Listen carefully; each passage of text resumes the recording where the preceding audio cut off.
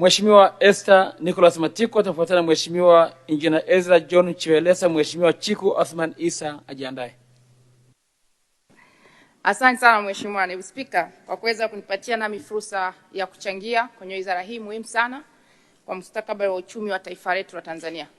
Kwanza kabisa nianze kwa kumshukuru na kumpongeza Daktari Samia Suluhu Hassan kwa jitihada ambazo amezionyesha kwenye sekta hii muhimu sana ya nishati kwa kuhakikisha kwamba kuna kuwepo na ongezeko la uzalishaji wa umeme, usambazaji, lakini zaidi kuhakikisha kwamba unavutia wawekezaji wengi kuja kuwekeza nchini. Mheshimiwa Naibu Spika, nitajikita zaidi kwenye kuhakikisha na shauri serikali kwenye umeme, kwenye mixed energy. Maki sasa hivi kuna vyanzo vingine hatuvitumii kikamilifu. Mheshimiwa Naibu Spika, ni lazima tukubali kwamba sasa hivi kasi ya uchumi Tanzania umekuwa. Kuna uzalishaji mkubwa sana na miradi mikubwa mingi ya kimkakati. Mathalan, tuna mradi wa kimkakati wa Liganga, chuma cha Liganga na Mchuchuma. Lakini kuna mradi mkubwa unakuja wa reli ya umeme ambao inaenda kuunganisha na maziwa makuu. Reli hii itakuwa inahitaji umeme, Mheshimiwa Mwenyekiti, na reli hii pia itaenda kuweka uchumi shindani katika taifa letu kikanda, lakini pia na hata kimataifa. Lakini pia Mheshimiwa Mwenyekiti, tunatambua tuna wawekezaji wengi tumewavutia kuja Tanzania kwenye viwanda, sekta ya kilimo, ufugaji na uzalishaji mbalimbali ambao utahitaji umeme toshelezi wa uhakika na wa bei nafuu. Mheshimiwa Mwenyekiti, Mheshimiwa Naibu Spika, baada ya kuyasema hayo, nitapenda sasa kujielekeza kwenye kuangalia uhalisia rasilimali ambazo tumejaliwa na Mwenyezi Mungu. Kwa sasa hivi tunazalisha megawati 4,075 na 75. 4,300, something like that. Lakini uhalisia tungechukua na rasilimali zingine ambazo tumejaliwa, ambazo pia zingeweza kuzalisha umeme mwingi na toshelezi. Nikirejea Mheshimiwa Mwenyekiti, kwa mfano umeme wa jua, nilikuwa najaribu kufanya tafiti. Kwa Tanzania napongeza, Machi tumefungua ile plant ya pale Kishap ambayo ina generate 50 megawatts na mna plan kuongeza zifike 100 megawatts, ziwe 150 kwa ujumla wake. Lakini kwa jinsi tulivyojaliwa na Mwenyezi Mungu, umeme wa jua sisi majira huku Tanzania tunapata jua kwa muda mwingi sana. Na tungeweza kutumia umeme wa jua, pamoja na kwamba inawezekana ikawa na initial investment cost ikawa kubwa, lakini tukishawekeza tunapata umeme mwingi na uhakika. Mheshimiwa Naibu Spika, nijaribu kufanya katafiti tu kadogo kwa ukanda wetu wa SADC, Afrika, lakini na nchi zingine. Na ukizingatia mama yetu Samia Suluhu Hassan ni kinara wa nishati safi. Umeme wa jua ni nishati safi. Nikajaribu kuangalia Afrika Kusini. Wenyewe wana generate 12 megawatts. 12,000 megawatts za umeme wa jua. Na wamefanya hivyo kwa sababu wameshirikisha pia na private sector kupitia PPP. Sasa sisi Tanzania ifike wakati pia tusiache zigo lote kwa TANESCO. Yaani wazalishe, wasambaze, kila kitu tuikaribishe PPP. Na kwenye dira ya 2050 tumesema kwamba tunawakaribisha private sector kuja kuhakikisha kama it's like their engine ya hii kitu, 70% ya private sector. Kwa hiyo tuintroduce hii PPP kuhakikisha tuna generate umeme wa kutosha. Nikajaribu kuangalia pia Misri, so far wana 300 megawatts, lakini they plan kuadi mpaka wafike 6,500 na kitu megawatts. Ukiangalia hali ya hewa ya Misri na South Africa sio kama kwetu huko. Wale kuna kipindi wanakuwa na winter. Sisi kwetu Tanzania maeneo mengi ni jua, lakini tuna generate only 50 mpaka leo. Nikajaribu kwenda Spain. Wenyewe as we speak wana generate 50,000 megawatt, yani 50 gigawatt. Na mwaka jana tu wali generate 8,700 megawatt. Sasa Spain inapo kiangalia majira yake na kwetu, kwa kweli Mheshimiwa Naibu Spika, it's a high time wafanye tafiti, serikali ifanye tafiti ya kina kama ni kuweza kuchukua hata mikopo. Na bahati nzuri the president ana political will kuhakikisha anawekeza huku.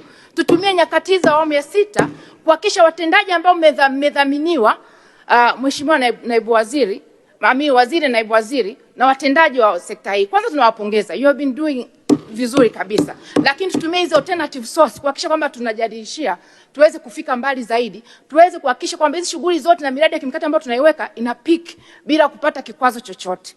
Kwa hiyo ilikuwa ni la kwanza. Tufanye tafiti za kina, tupeleke wataalamu wetu wajifunze kwenye hizi miradi, kwa sababu inawezekana kuchukua expert kutoka nje mnaona ni expensive. Lakini pia tutafute source hiyo private sector, na kama kuna grants zote zinapatikana tuwekeze hapa. Hiyo kusema kwamba 150 tu tuna relax hapo sio vizuri. Lakini kaangalia pia Mheshimiwa Naibu Spika kwenye joto ardhi, the geothermal.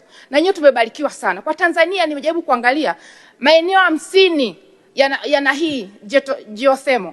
Takriban mikoa 16. Lakini mpaka sasa hivi, pamoja kwamba mmeanza kule kwa mwaka huu wa fedha 26-27 kule Mbeya si na wapi, ambapo tunatarajia kugenerate 30 megawatts na mpaka kufikia 130 megawatts by 2030 I think. Hizi ni ndogo sana Mheshimiwa Naibu Spika. Nimejaribu kuangalia tu nchi jirani ya Kenya. By now wanajenerate almost 1 gigawatt ya geothermal. Sisi ukiangalia maeneo tunao ni mengi sana. Na they are targeted by 2030. Sisi tunasema 130 megawatts. Wenzetu Kenya they are targeting kugenerate 10,000 megawatts. Kwa maana 10 gigawatts. 10,000 megawatts ni mara 2 ya umeme ambao tuko hapa. Mara 2 na zaidi ya umeme ambao tuko nao sisi Tanzania. Na ukizingatia tulivyobarikiwa sisi, tunatakiwa tutumie hii rasilimali ambayo Mwenyezi Mungu ametubariki. Tulitakiwa sasa hivi tunazungumza tuna zaidi hata ya megawatts 20,000 ukiangalia hizi source. Kwa naomba sana Mheshimiwa Waziri na wataalamu wako, twende na hii kasi ya mama ambayo kwa kweli na hiyo political will. Tuhakikishe tuna exhaust hapa. Hiyo 130 by 2030 is a peanut. Hebu mwende mrevisit. Tuone ni njia gani zingine ambazo tunaweza tukatumia kwa hata kuwavutia hao private sector. Tupush. Wenzetu Kenya sio ni source ngapi tulizoambiwa wako nazo, lakini they are targeting by 2030 10,000 megawatts. Lakini pia nikija Mheshimiwa Mwenyekiti, tumeona hii crisis ya mafuta na usalama wa nchi yetu na nini, a lot of cryo, lakini tunaweza tukajiondoa kabisa kutegemea hii mafuta na petroli, diesel and the like. Tumebarikiwa madini ya graphite, nickel, phosphate, lithium.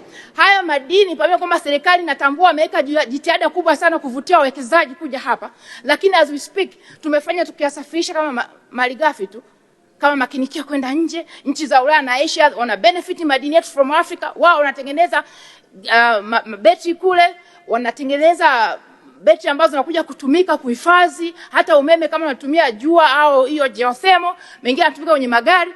Isi high time kwetu. Tuna madini ya kutosha, tutumie graphite, tutengeneze viwanda hapa Tanzania, tutakuza uchumi wetu, tutakuza ajira, lakini zaidi tukiwa na mabetri hayo, tutaondokana hata na fossil fuel emission. Mama ni balozi wa mazingira hapa Afrika, lakini tutahakikisha tunakuwa na magari yanayotumia umeme, tutahakikisha tunakuwa na uhakika wa umeme kama ni wajua tunatumia betri ambazo tunazalisha hapa Tanzania, tutahakikisha tunasonga na kuwa shindani na hata kuweza kuuza kwenye mataifa mengine. Kwa hiyo tu exhaust kwenye graphite na haya madini ambayo yani tusiache akae tumia kama madini. Twende mbali zaidi yaweze kuleta tija kwenye taifa letu. Lakini pia kwenye LNG na gas na CNG tumebarikiwa nazo pia. Last year nilichangia hapo kwenye budget. Nikasema by then sasa hivi tukichukua hata mfano wa Ethiopia, wenzetu wamewekeza pale electric vehicle na hizo gas. Sisi Tanzania zote tumebarikiwa. Tukiwa na hizo battery tutatumia kwenye electric vehicle.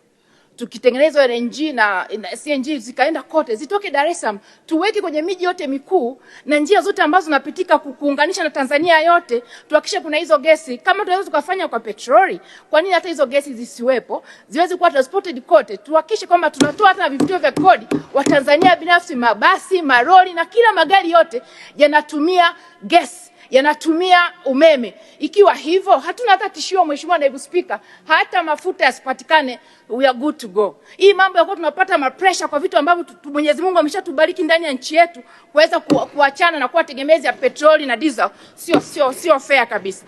Tukifanya hivyo, kwa mfano Mheshimiwa Naibu Spika, kule Dubai baada ya hii crisis, licha kwamba wana mafuta, lakini hawakupata kabisa kuruzi their sleep kwa sababu wanakosa mafuta. Wamepata disaster kwenye tourism. Kwa sababu gani? Wenyewe wanatumia magari ya umeme na magari ya gesi. They are less dependent kwenye mafuta. Tanzania we should go and do that kwa sababu tumebarikiwa kila rasilimali. Asante sana Mheshimiwa Naibu Spika. Asante sana Mheshimiwa Esther Matiko.